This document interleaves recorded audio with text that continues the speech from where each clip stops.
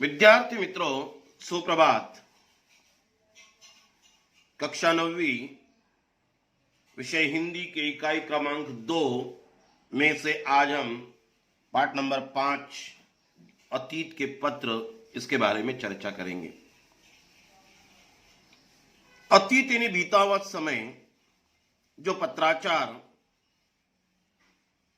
लेखक विनोबा भावे जी और महात्मा गांधी जी के बीच हुआ था, वो हमें यहां पढ़ने के लिए प्रस्तुत है। पहला पत्र लिखा विनायक नरहरि भावे, इन्होंने महात्मा गांधी जी को, और उसका जवाब दिया गांधी जी ने लेखक विनोबा अर्थात विनायक नरहरि भावे जी को।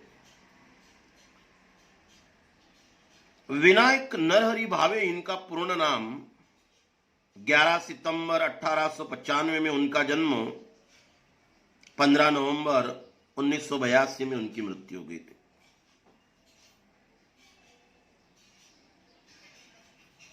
विनायक नरहरि भावे स्वतंत्रता संग्राम एक सेनानी के रूप में, सामाजिक कार्यकर्ता, प्रसिद्ध गांधी विचारक थे। गीता पर वार्ता, शिक्षा पर विचार आदि कुछ ऐसे इनकी प्रमुख रचनाएं। मोहनदास करमचंद गांधी, ये महात्मा गांधी जी का पूर्ण नाम। 2 अक्टूबर 1869 में उनकी जन्म, 30 जनवरी 1947 में उनका मृत्यु। भारतीय स्वतंत्रता आंदोलन के प्रमुख राजनीतिक एवं आध्यात्मिक नेता थे। सत्य के साथ मेरे प्रयोग, ये उनकी आत्मकथा पर किताब। हिंद स्वराज्य या इंडियन होम रूल, इनके अतिरिक्त लगभग प्रत्येक दिन अनेक व्यक्तियों और समाचार पत्रों के लिए वो लेखन कार्य भी करते रहे। इस पाठ में प्रथम पत्र में विनोबा भावे जी का दृढ़ निश्चय, देश सेवा, व्रत, परिश्रम, अनुशासन, गांधी जी के प्रति समर्पण एवं श्रद्धा परिपूर्ण हमें दिखाई देती है। जब गांधी जी ने उन्हें पत्र दिया या पत्र का जवाब दिया, तो गांधी जी का भावे के प्रति विश्वास, पितृवत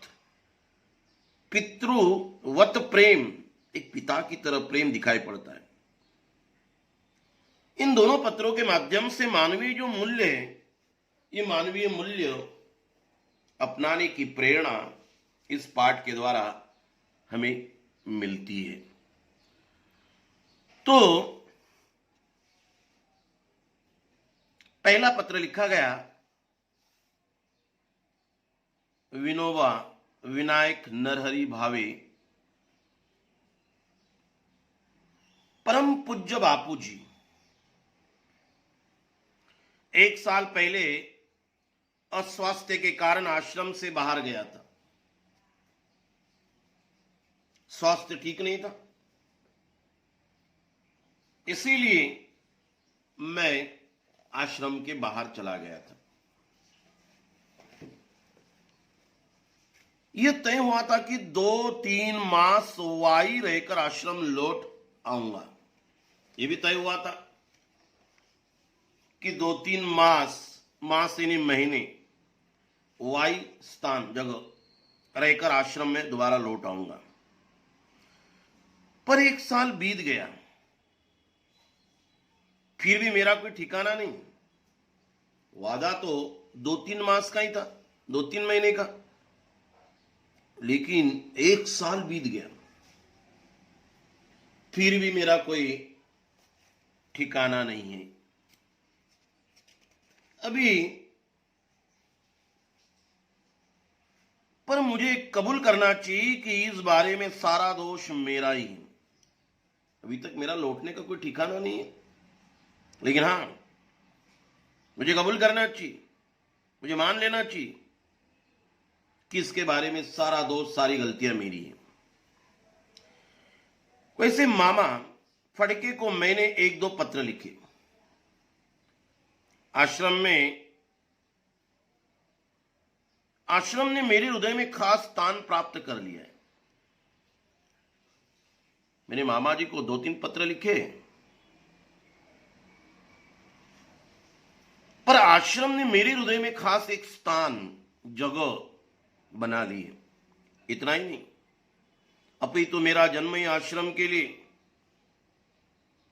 ऐसे मेरी श्रद्धा बन गई। तो फिर प्रश्न उठता है कि मैं 1 वर्ष बाहर क्यों रहा। मेरी श्रद्धा है कि मेरा जन्म ही आश्रम के लिए बन गया, तो फिर प्रश्न ही निर्माण तो अवश्य होगा कि मैं 1 वर्ष बाहर क्यों रहा। जब मैं 10 वर्ष का था, तभी मेरे ब्रह्मचर्य व्रत का पालन करते हुए देश सेवा करने का व्रत लिया। व्रत लेना यानी संकल्प करना। व्रत लेना का अर्थ क्या होता है? संकल्प करना। मैंने संकल्प कर लिया, व्रत ले लिया। 10 वर्ष की आयु में कि मैं ब्रह्मचर्य व्रत का पालन करूंगा, मैं शादी ब्याह बिल्कुल नहीं करूंगा। उसके बाद मैं हाई स्कूल में दाखिल हुआ। उस समय मुझे भागवत गीता के अध्ययन का शौक लगा, जो पवित्र ग्रंथ हिंदू का गीता, उसको पढ़ने का मुझे शौक लगा। मेरे पिताजी ने दूसरी भाषा के तौर पर फ्रेंच लेने की आज्ञा दी। हाई स्कूल में दाखिल हुआ, पिताजी ने मुझे आज्ञा दी कि आप दूसरी भाषा सीखनी चाहिए,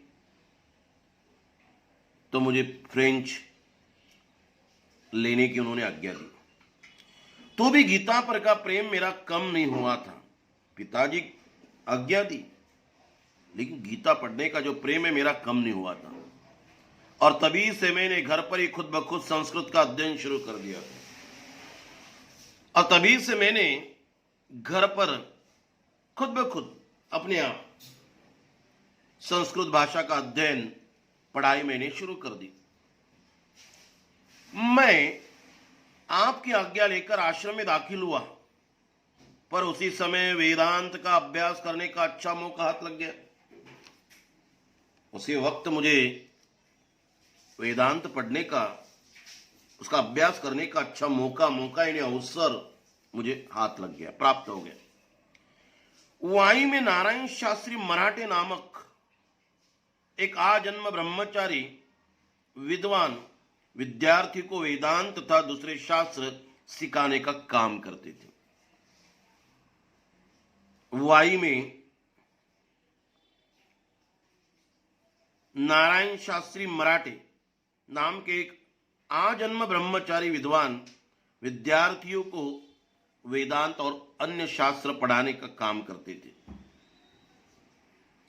उनके पास उपनिषदों का अध्ययन करने का लोभ मुझे हुआ।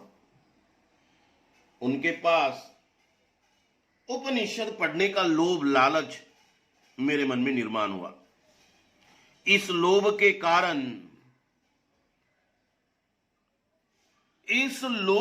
कारण वाई में मैं ज्यादा समय रह गया।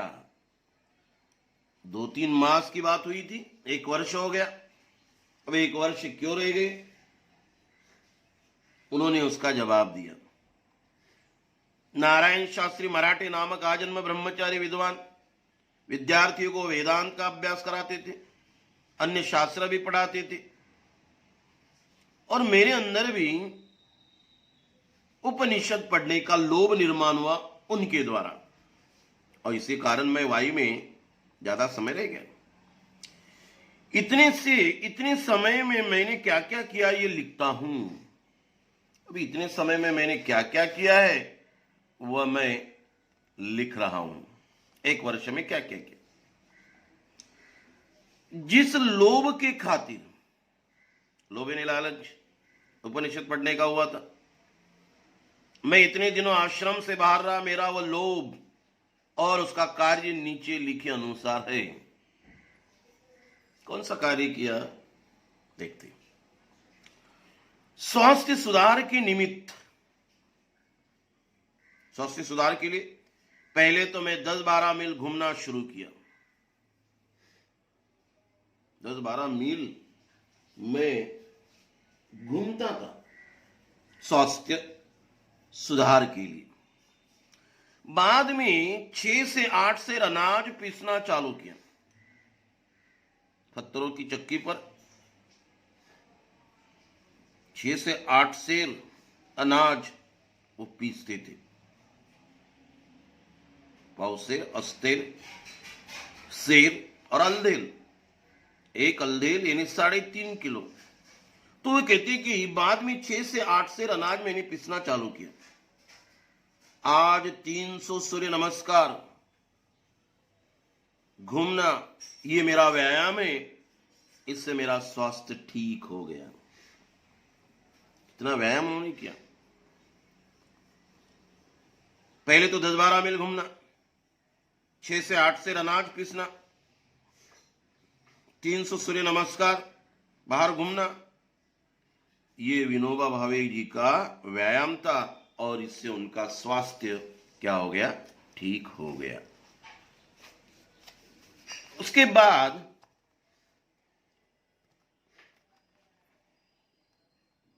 आहार के विषय में, भोजन के विषय में पहले 6 महीने तक तो नमक खाया। पहले 6 महीने तक मैंने नमक खाया, बाद में उसे भी छोड़ दिया। मसाले वगैरह बिल्कुल नहीं खाए और आजन्म नमक और मसाले न खाने का व्रत लिया। वो भी मैंने संकल्प कर लिया।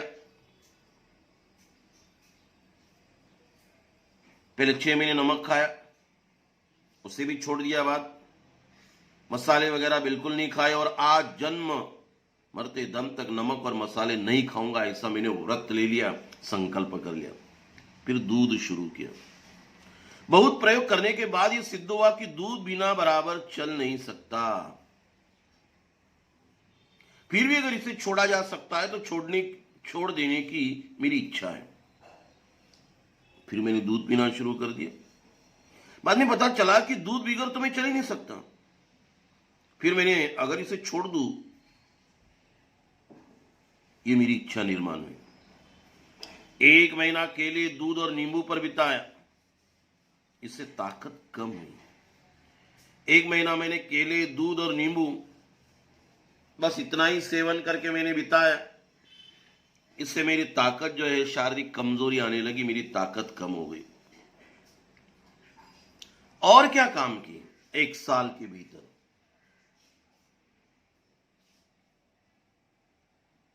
उस वाई में रहकर और क्या काम किया? तो ये उनका व्यायाम भोजन के बारे में हुआ। नारायण शास्त्री मराठे नामक व्यक्ति मिल गए और उन्होंने उपनिषद पढ़ना शुरू किया। लेकिन वहां रहकर उन्होंने व्यायाम, 10-12 मील घूमना, 6 से 8 सेर अनाज पीसना, 300 सूर्य नमस्कार घूमना, ये उनका व्यायाम, स्वास्थ्य ठीक हो गया। आहार के विषय में 6 महीने तक नमक खाया, बाद में उसे छोड़ दिया। मसाले, नमक तो बिल्कुल आजन्म न खाने का व्रत ले लिया। दूध पीने लगे, दूध भी छोड़ दूं, विचार तो मेरे मन में आया। 1 महीना केले, दूध और नींबू पानी से उन्होंने बिताया। इससे थोड़ी उनकी शारीरिक कमजोरी तो आ गई। अगला कार्य उन्होंने क्या किया? गीता का वर्ग चलाया। गीता पढ़ाने का वर्ग, धर्म ग्रंथ, पवित्र ग्रंथ। इसमें 6 विद्यार्थियों को अर्थ से सारी गीता सिखाई, बिना परिश्रमिक के। मतलब पढ़ाने का जो मेहनत आना है वो लिए बगैर उन्होंने 6 विद्यार्थियों को अर्थ सहित गीता सिखाई। नंबर 1। क्रमांक 2, ज्ञानेश्वरी 6 अध्याय। इस वर्ग में 4 विद्यार्थी थे। इस वर्ग में ज्ञानेश्वरी पढ़ने के लिए 4 विद्यार्थी थे, उनको मैंने 6 अध्याय पढ़ाया। उपनिषद 9, इस वर्ग में 2 विद्यार्थी रहे। हिंदी प्रचार में स्वयं अच्छी हिंदी नहीं जानता, फिर भी विद्यार्थी को हिंदी के समाचार पत्र पढ़ाने का क्रम मैंने रखा। हिंदी तो स्वयं अच्छी नहीं जानता, लेकिन विद्यार्थियों को हिंदी समाचार पत्र पढ़ाने का क्रम सिलसिला मैंने रखा। अंग्रेजी 2 विद्यार्थियों को सिखाई। यात्रा लगभग 400 मील पैदल, राजगढ़, सिंहगढ़, तोरणगढ़ आदि इतिहास प्रसिद्ध किले मैंने देखे। प्रवास करते समय गीता जी पर प्रवचन करने का क्रम भी रखा था। 400 मील पैदल यात्रा की, राजगढ़, सिंहगढ़, तोरणगढ़ आदि इतिहास प्रसिद्ध किले देखे। लेकिन ये यात्रा करते समय जहां भी मैं रहता था तो वहां मैंने कई प्रवचन दिए गीता पर। आज तक ऐसे कोई 50 प्रवचन किए मैंने। अब यहां से आश्रम आते हुए पहले पैदल मुंबई जाऊंगा, वहां से रेल से आश्रम पहुंचूंगा। मेरे साथ 25 वर्ष का एक विद्यार्थी प्रवास कर रहा है, मुझसे गीता सीखने का उसका विचार है। मैं अधिक से अधिक चैत्र शुक्ल 1 को आश्रम पहुंच जाऊंगा। चैत्र शुक्ल 1 तारीख को मैं आश्रम पहुंच जाऊंगा। 8वां और क्या काम, वाई में विद्यार्थी मंडल नाम की एक संस्था की स्थापना मैंने की। उसमें एक वाचनालय खोला, लोग आकर पढ़ सके। उसकी सहायता के लिए चक्की पीसने वालों का एक वर्ग मैंने शुरू किया। उसमें मैं और दूसरे 15 विद्यार्थी चक्की पीसते थे। एक वर्ष में क्या क्या काम किया उन्होंने। गीता का वर्ग चलाया, ज्ञानेश्वरी पढ़ाई, उपनिषद पढ़ाए। हिंदी स्वयं अच्छी नहीं जानते, लेकिन समाचार पत्र पढ़ाने का क्रम सिलसिला रखा। अंग्रेजी 2 विद्यार्थी को सिखाई। लगभग 400 मील पैदल यात्रा की, राजगढ़, सिंहगढ़, तोरणगढ़ इतिहास प्रसिद्ध किले देखे। यात्रा करते वक्त उन्होंने कहीं गीता पर कई प्रवचन दिए। अभी वाई में विद्यार्थी मंडल नाम की उन्होंने एक संस्था स्थापन की और उसमें एक वाचनालय खोला। उसकी सहायता के लिए चक्की पीसने वालों का एक वर्ग शुरू किया। अभी किताबें उसमें होनी चाहिए पढ़ने के लिए, तो हमने क्या किया, चक्की पीसने वालों का एक वर्ग शुरू किया। उसमें मैं और दूसरे 15 विद्यार्थी चक्की पीसते थे। मैं तो स्वयं था ही, और कई ऐसे 15 विद्यार्थी चक्की पीसते थे। अनाज उस पत्थरों की चक्की पर पीसते थे। आटा जो मशीन की चक्की पर पिसवाने ले जाते, उनका काम हम 1 पैसे में 2 सेर हिसाब से खुद करते थे। जो मशीन की चक्की पर पिसवाने जाते थे, उनको हम कहते थे, भाई 1 पैसा दे दो, 2 सेर हम खुद पिसवा देंगे। ये करते और ऐसे पैसे वाचनालय को देते। पैसे वालों के लड़के भी इस वर्ग में शामिल हुए थे। जो अमीर लोग हैं उनके लड़के भी। ये वर्ग कोई 2 मास चला, मास यानी महीना चला, और वाचनालय में 400 पुस्तकें इकट्ठा हो गई। इस तरह से हमने एक मंडल बनाया, विद्यार्थी मंडल। उसके द्वारा एक वाचनालय खोला। किताबों की आवश्यकता थी।